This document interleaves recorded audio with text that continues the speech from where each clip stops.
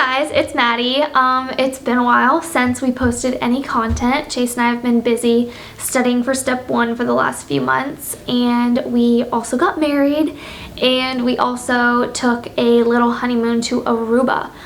We had to cancel our honeymoon to Hawaii just because of planning and whatnot, but Aruba was amazing. So if you guys are interested in hearing about any of those things, definitely leave a comment down below because I would love to talk about that.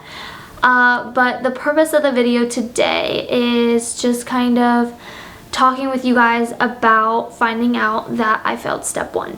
So let's get into it. For those of you who don't know, step 1 is kind of like the MCAT on steroids. It is basically a massive exam that you take at the end of your second year, and before you go into clinical rotations in medical school, and it's a large portion of our residency application, and residencies really look heavily on that score. So it's super important, super stressful. So basically, you need a 195 to get a passing score, and most people want to score higher than that, but I just wanted to pass because my first practice test I scored a 155, so I had settled basically on being fine with just passing. So the highest I scored on a practice test was a 203, which isn't great, but it's high enough. But I wasn't being consistent. So just dedicated overall was super hard on me, not just academically or being at the end of my rope, but mentally it was tough. I've never been in a worse state mentally, and I actually made a promise to myself that if I failed step 1, I was not going to study for it again because I just didn't want to put myself through it again, because my mental health and physical health are more important to me than a test or a career, and there are definitely alternatives out there to becoming a physician, and it's not worth that to me. So while we were in Aruba, we both got our step scores back. It was 2 weeks after we took it, and it was kind of a surprise because we heard 3 to 6 weeks, so it was definitely a shock when we got our scores back. I got a 177. So the next day, or I guess the day I got back, which was 2 days later, I had a meeting with my counselor, and they gave me 2 options. I could study. I basically had 5 weeks to post a passing score, which means that I needed to take step 1 again in 18 days. So getting my score up 18 points in 18 days just didn't really seem reasonable to me, since I had only gotten it up 22 points in 10 weeks.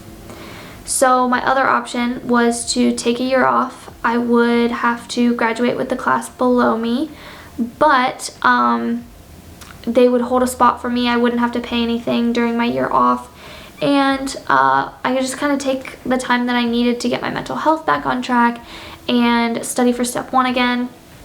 So after hearing this news, I was obviously relatively upset, but honestly, when I found out that I had failed, and the more I thought about it, I wasn't necessarily upset, which was a big red flag to me.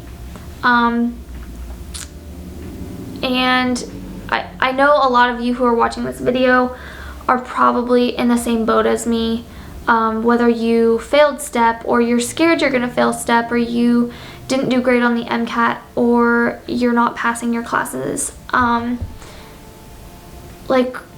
all in the same boat, and just know that whatever feelings you're feeling, they're valid, and you're not alone. I wasn't certain of what I was feeling when I got my results back, and the more I think about it, I can basically boil it down to a few things. One, my main feeling is that I feel guilty. I feel guilty I feel guilty for I guess leaving Chase alone in this. We've always been a team, and I feel like I've kind of abandoned him and it's my fault. I feel guilty for spending all this money, not just in medical school, but on a 4-year pre-med degree, which seems kind of useless, even though I know that it's not. And then for just spending the time doing this, especially if this isn't what I decide to do. I spent 2 years doing this and I have nothing to show for it. I don't think I'm going to get a degree out of it, and that makes me nervous.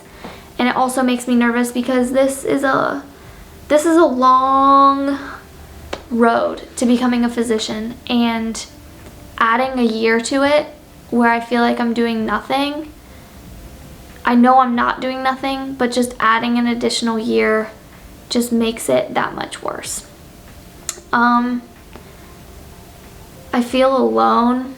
Nobody in the medical field really talks about their failures, and that's a disservice to everybody in that community, which is why I'm deciding to talk about this with you, because everybody fails, and it's okay to fail, and like, we're dealing with it. So, but it doesn't change the fact that I feel alone. Like, my parents don't understand, Chase doesn't understand, the counselors at school don't understand, my classmates surely don't understand. I also feel lost. Like,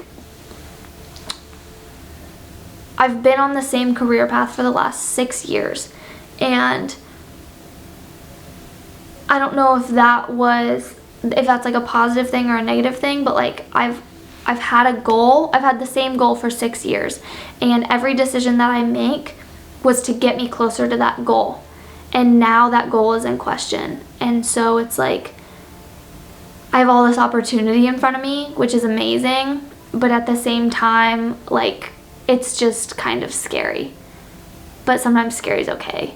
And going along with that infinite opportunity, like I said earlier a little bit, like, I just feel so free. I feel relieved, and I feel, my best friend put it this way, like I've left a toxic relationship.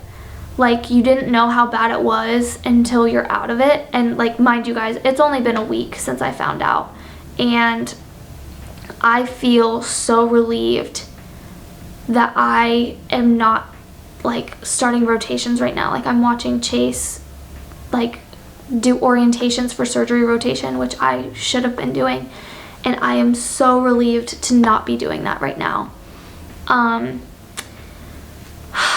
I've been having doubts about medical school for a while. I mean, both Chase and I have. It's a normal part of medical school. But now that I've been able to just like take a pause and not feel like I have this like test looming over me, like, there's always something that needs to be done, and I feel like I've been unshackled from that and can take a step back and like look back at it and say, is this really what I want? So, like, and it's okay if it's not, you know?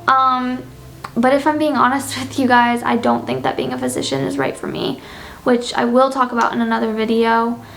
But if your life has taken a recent turn or what seems like a derailment, just know that you're not alone. Like, I'm right here with you, going through it, trying to figure it out. I literally have no idea what's going on. I literally have no idea what I'm gonna do. So it's gonna be exciting. We're in this together. Like I said, I will be documenting my journey, whatever that may be. So stay tuned on that. Chase is also starting his surgery rotations this week. And I know that he really wants to document all of his rotations and his experiences, so he will be handling that side of things. But I hope that I didn't ramble too much, and I hope that you guys get something out of this video. But we'll see you next time. Thanks for watching.